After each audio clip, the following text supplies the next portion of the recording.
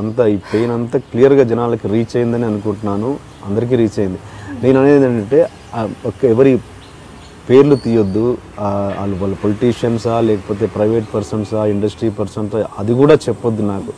అంటే ఆ రోజు అక్కడ అసలు ఎందుకు వాళ్ళు మీ మీద డౌట్ పడడానికి ఏంటి కారణం అన్నది, మొబైల్లో మెసేజ్ చూసారా ఏంటి అన్న దీనికి నేను అనుకోవడం అండి కరెక్ట్ తెలీదు. వాళ్ళు అయితే ఐటీసీలో బుక్ ఇదంతా తెలీదు. నా ఫోన్ ఎప్పుడు లాక్ వేసేదాన్ని కాదు. అప్పుడు నేను కన్నడ మూవీ కూడా ఒకటి చేశాను. ఫోన్ లాక్ వేయకుండా ఎక్కడంటే అక్కడ పెట్టేసి అలవాటు ఉండేది నాకు అప్పుడు. ఎందుకంటే నాకు మా ఈవెన్ టుడే కూడా ఇంట్లో ఉంటాయి, బయటకు వస్తే ఇప్పుడు లాక్ వేస్తున్నాను. నా మొబైల్తోనే మా పిల్లలు ఆడుకుంటారు. ఒక్కోసారి మెసేజ్ నువ్వు పెట్టారంటే మా పిల్లలు పెడతారు. అంత ఇదిగా ఉంటుంది. ఆ టైంలో ఎవరన్నా ఏదైనా మిస్యూజ్ చేశారా, ఏదైనా సంథింగ్ ప్లాన్తో చేశారు. బట్ ఎవరు ఏంటినే కొంతవరకు ఏదో ఉంది కానీ నాకు అది గురించి ఆలోచించడం. చెప్పాను కదా అప్పుడే, క్యాన్సర్ లాగా ఒక నిమిషం క్యాన్సర్ లాగా చెప్పడం నాకు ఇదిగా ఉంది. కానీ బట్ కొంతవరకు తెలుసు ఎందుకు చేస్తుంటారు ఏంటి. నా మొబైల్ వాళ్ళు చెప్పేది రీజన్ కూడా అదే, మొబైల్ ఏదో ఫోన్లో వెళ్ళింది, ఏదో అమౌంట్ గురించి మాట్లాడారు, ఏదో మెసేజ్ వెళ్ళింది అన్నట్టుగా కూడా చెప్పారు. అంత కూడా నేను డీటెయిల్గా వెళ్ళలేదు. బట్ నాకు వచ్చి ఒకటే అప్పుడు అనుకున్నది ఏంటంటే స్ట్రాంగ్, మళ్ళీ అదే చెప్తాను అనుకోకండి. నాకున్న ప్రాబ్లం ఏంటంటే జరిగిన దగ్గర దానికంటే జరగాల్సింది దాని గురించి ఎక్కువ ఆలోచించాను కాబట్టి నేను దాని గురించి మాట్లాడలేదు. మాట్లాడినా ఈవెన్ ఒకటి చెప్తాను, ఇండైరెక్ట్గా జనాలకు అర్థమవుతాయి చాలు. అక్కడ డిపార్ట్మెంట్లోనే ఎంతో మందిని కూడా కాదు, ఒకరిద్దరు ఒక దీంట్లో వాళ్ళని సస్పెండ్ కూడా చేశారు. నా విషయంలో కాదు, వేరే విషయంలో. దాన్ని బట్టి అర్థం చేసుకోవచ్చు ఏం జరుగుంటుందని. జనాలకు ఏం తెలియదు అండి ఇప్పుడు ఎలా జరుగుతున్నాయని. ఒకటి మీ మీద నింద వేయాలంటే 5 నిమిషాలు చాలు. ఇక్కడ కూర్చోబెట్టి కూడా నింద వేయగలరు ఎవరైనా అనుకుంటే ప్లాన్ చేస్తే. దీనికన్నా నేను ఎలా చెప్పాలో నాకు తెలియదండి. ఇవన్నీ చెప్తే నాకేం రాదండి. నేను చెప్పడం నాకేమైనా ఉపయోగం ఉందా? నేను న్యాయపరంగా వెళ్ళాను, లీగల్గా వెళ్ళాను. నాకు ఇలా అన్యాయంగా వెళ్ళడమో లేదా ఇంకేదో చేయాలనుకుని ఉంటే నేను ఎప్పుడో చేసి ఉండొచ్చు కదా. 5 years ఫైట్ చేశాను కదా, నేను న్యాయం కోసం చేశాను. నేనైతే తప్పు చేయలేదు, క్లియర్గా ఉంది. ఇప్పుడు వాళ్ళకి క్లియర్ అయి ఉంటుంది. ప్లాన్తో చేశారు.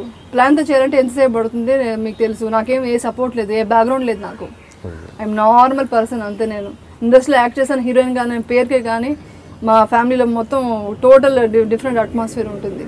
సో నేను ఎవరు ఇది కాంటాక్ట్ తీసుకోలేదు, ఎవరిది తెలియదు నాకు. కాబట్టి నేను లీగల్గా ఫైట్ చేశాను. లీగల్గా ఏమి ప్రూఫ్ లేదు. వాళ్ళు సరే ఓకే వాళ్ళు అన్నారంటున్నారు కదా, ఏదో అన్నారు ఐటీసీలో ఏదో రూమ్ బుక్ చేశారు ఏదో అన్నారు, ఏది ప్రూఫ్ లేదు. అది నేను చదివాను. అది జడ్జ్మెంట్ కొంతవరకు చేశారు. ఐటీసీ హోటల్ అని చెప్పారు. కానీ ఐటీసీ హోటల్లో అన్ని సీసీ కెమెరాలు ఉంటాయి కదా, దేంట్లో ప్రూఫ్ ఎందుకు లేదు?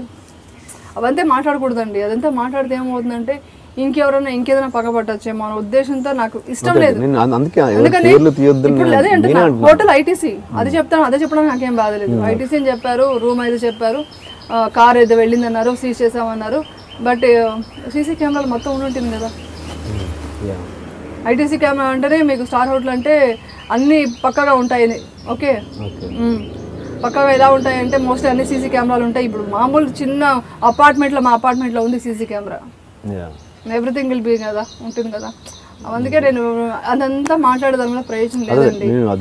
ఇప్పుడు ఎవరిని నమ్మించాల్సిన అవసరం కూడా నాకు లేదు. ఎందుకంటే లీగల్గా కోర్టు ఇచ్చిన న్యాయం నేను నమ్ముతున్నాను. అది జనాలు నమ్మితే చాలు. ఇంకా డీటెయిల్గా అంటే నేను ఇంకా ఒక ఆడదాన్ని, ఒక లేడీని. మిమ్మల్ని లాగడానికి కాదు, ఇది రియల్. ఇది కొంతమంది నమ్మకపోయినా అది వాళ్ళకి సంబంధించింది. నేను అందుకే స్టార్టింగ్ లో చెప్పాను, ఇది నా అభిప్రాయాలు మాత్రమే. ఈవెన్ తెలుగు ఇంకొకటి మాట చెప్తాను, మీడియా గురించి నేను ఎక్కువ ఫీల్ అయ్యాను కానీ తెలుగు మీడియాలో నాకు తెలిసి అంతగా చూపించలేదు కూడా నాకు తెలియదు. మీడియాలో చూపించింది చూస్తే ఏ రిలేటివ్ రారు, అలా చూపించారు. వాళ్ళకి ఆడియన్స్ తెలియదు కదండి, వాళ్ళు అదే అడుగుతున్నారు, ఏంటి నువ్వు వీళ్ళంతా యాక్ట్ చేసావా అని అడుగుతున్నారు. అయ్యో అది నేను కాదని చెప్పడానికి చాలాసార్లు రోజులు పట్టింది. అది అవుట్ ఆఫ్ ఫోకస్ వెనకాల ఏదో షార్ట్స్ వేస్తే, సెక్స్ షార్ట్స్ వేస్తే అలా ఎందుకు అది నేను కాదని చెప్పడానికి, అది ప్రూవ్ చేయడానికి ఎక్కడికి వెళ్ళాలి నేను? మళ్ళీ మీడియాకి వెళ్ళాలా? ఎక్కడికి వెళ్ళాలి నేను? ఈ కార్లో వెళ్ళారు, ఈ టైంకి వెళ్ళారు, ఇలా ఉన్నారంట. నేను అసలు నేను మార్నింగ్ మా సెక్యూరిటీ తెలుసు కీ ఇచ్చేసి ఏ టైంకి వెళ్ళాను అనే విషయం, ఎలా ఏ గెటప్లో వెళ్ళాను అన్న విషయం కూడా మా ఇంట్లో ఫ్యామిలీకి తెలుసు, అపార్ట్మెంట్లో తెలుసు. అందుకే నాకు ఈ సపోర్ట్ ఎందుకు వచ్చిందంటే మీరు ఆలోచించండి, ఒక్క మనిషి తప్పు చేశానంటే ఎక్కడో చోటు ఉంటుందిగా. అది ఉన్నప్పుడు నన్ను ఏమంటారు ఫ్యామిలీలో నైబర్స్ వాళ్ళంతా ఇచ్చేస్తారు కదా, తెలియని వాళ్ళు హర్ట్ చేస్తారు. అదే అంటున్నాను చూడండి. ఇప్పుడు మా అమ్మాయి వాళ్ళ ఫ్రెండ్ వాళ్ళంటే వాళ్ళకి తెలియదు నా గురించి. ఎలా తెలుస్తుంది వాళ్ళకి? వాళ్ళని కూడా నేను తప్పు పట్టలేకపోతున్నాను ఇప్పుడు. కానీ ఏంటంటే ఒకటి అంటున్నాను, హర్ట్ చేయకండి. నిజంగానే తప్పు జరిగినా కూడా ఒక ఆడదాని గురించి ఇలా చూపించకండి అంటున్నా. ఏమవుతుందంటే దానివల్ల నెగిటివ్ ఎక్కువ వెళ్ళే కొద్దీ వాళ్ళ ఫ్యామిలీలో నరకం చూస్తారండి మెయిన్. అసలు అందులో ఆడపిల్లలు వాళ్ళకి ఇంకేముంటుందండి, ఆడవాళ్ళకి ఏముంటుందండి, ఫ్యామిలీ ఎంతసేపు హ్యాపీగా ఉండాలి, అది ఇది 10 మందిలో వెళ్ళాలి, ఫంక్షన్స్ ఇవే ఉంటాయండి జనరల్గా. అంత ఈజీగా బయటకు రాలేరు ఈ విషయాల నుంచి. అంటే నేను అనేది ఫైనల్ ఆ ప్రూఫ్ వాళ్ళకి ఆ మొబైలే అంతే నేను అనుకోడు. ఇంకా నా మొబైల్ తీసుకున్నారు కదా, వాళ్ళ మొబైల్ అక్కడ ఉన్నట్టుగా అలాంటి ప్రూఫ్ వాళ్ళ దగ్గర ఏమీ ప్రూవ్ చేయలేకపోయారు. ప్రూఫ్ అయితే లేదు. అంతే, ఇంత క్లియర్గా చెప్పారు. కానీ ఒకటి, నేను వాళ్ళ స్కూల్కి వెళ్ళిపోతే వాళ్ళు వచ్చేంత వరకు ఏడ్చేదాన్ని. కళ్ళు ఫుల్ స్వెల్లింగ్ అయిపోయేది. ఏడుస్తే నాకు ఫుల్ కళ్ళు స్వెల్ అయిపోతుంది. ఆ ఏడుస్తున్న వాళ్ళు వస్తే వాళ్ళ ఇంటికి ఫస్ట్ రాగా నా ఫేస్ చూసేవాళ్ళు. చూసి ఇలా అని కూర్చోబెట్టేసి టక్కని ఏదో కొంచెం ఏదైనా హెడేక్ అన్నాను అనుకో, ఏదో హెడేక్ మా అంటే నిత్తిరుండని వాళ్ళకి తెలుసు, గబగబా కలిపి తినిపించేసి వెట్ క్లాత్ తీసుకొచ్చి క్లాత్ వెట్ చేసి ఇది వేసి అలా చూసుకున్నప్పుడైతే వాళ్ళ దగ్గర నేను సేవ చేయించుకున్నాను. నా బాధ ఉంది. నేను వాళ్ళకి చేసేది పోయి వాళ్ళ దగ్గర నేను సేవ చేయించుకున్నాను. ఆ టైంలో ఆ బాధ ఉంది. నేను వాళ్ళకి ఏం చేయాలో నాకు తెలియట్లేదండి. వాళ్ళ రుణం నేను తీసుకోలేను. పెద్దవాళ్ళ రుణం ఉంటారు కదా, నా పిల్లలే నాకు దైవాలు. వాళ్ళ రుణం నేను తీసుకోలేను. అందుకే ఒక్కటే అనుకున్నాను, నా లైఫ్లో నాకు ఏ కోరికలు లేవు. క్లియర్గా చెప్తున్నా, నా పిల్లలు మంచి స్థాయిలో ఉండాలి, మంచి గౌరవంగా పెరగాలి, వాళ్ళ మెంటాలిటీకి సూట్ అయ్యి వాళ్ళ లైఫ్ వాళ్ళు లీడ్ చేయాలి, వాళ్ళు ఎక్కడికైనా వెళ్ళాలి. ఎంత లైఫ్లో ఎంత ఎదుగుతారో అంత ఎదగడానికి నేను support, full strong support as a మదర్గా ఇస్తున్నాను. అందుకే ఇప్పుడు నాకు ఏ ఫంక్షన్స్ గానో ఇదనో అదనో అవంతా పోయింది. అదంతా చాలా ఆశలు ఉండేది నాకు, చాలా కోరికలు, చిన్న కోరికలే. ఆ 10 మంది కలిసి సరదాగా పిక్నిక్ వెళ్తాం ఇలా ఉండేది. ఇప్పుడు ఏమైందంటే మేము నలుగురు ఎవరితోనో ఇది మాట్లాడడం, హ్యాపీగా ట్రావెల్ చేస్తాం, ఒక్కరొకరు షేర్ చేసుకుంటాం. నన్ను హ్యాపీగా ఉంచడానికి వాళ్ళు ప్రయత్నిస్తారు, వాళ్ళు హ్యాపీగా ఉంచడానికి నేను ప్రయత్నిస్తుంటాను. ఇదే మాలో జరుగుతున్నది. దీనికన్నా గొప్ప నాకు తెలిసి ఇంకేం లైఫ్ ఎవరికి వద్దు. హ్యాపీగా ఉన్నాను. ఎస్, ఈ హ్యాపీనెస్ అయితే ఉంది నాకు లైఫ్లో. ముందు ఉండేది కాదు. ఒంటరిగా ఎలా బ్రతకాలి, ఒంటరిగా ఉండలేనండి నేను.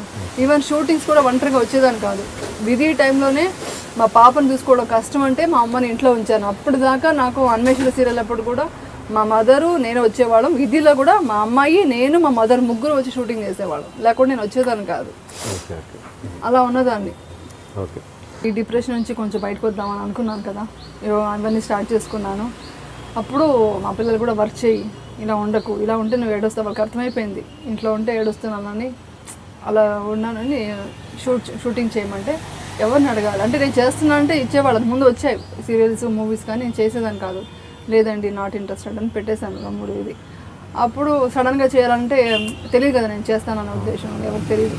అప్పుడు రామోజీరావు గారికి అందేట్టుగా ఒక మెసేజ్ పెట్టించాను. ఏమని అంటే I want to live, so I want to come out depression నుంచి బయట రావాలి, సో ఐ నీడ్ వర్క్ అనేసి ఒక మెసేజ్ పాస్ చేస్తే అంటే డైరెక్ట్గా నాకు ఆ నంబర్ తెలియదు కాబట్టి వేరే వాళ్ళ ద్వారా చెప్పించాను. ఇమ్మీడియట్గా నాకు కాల్ వచ్చింది. రాగానే ఐ స్టార్టెడ్ సీరియల్ స్టార్ట్ చేశాను. స్టార్ట్ చేశాక మాకు బయట సీరియల్స్ కూడా వచ్చింది, బయట అన్ని ఛానల్స్ వచ్చింది. వస్తే ఏంటంటే నేను ఇక్కడ ఫస్ట్ అడిగాను, నాకు ఇమ్మీడియట్గా నా మాతృ సంస్థ కదా ఇమ్మీడియట్గా సీరియల్ ఇచ్చారు. ఎందుకు ఇక్కడే చేద్దామని జస్ట్ అవాయిడ్.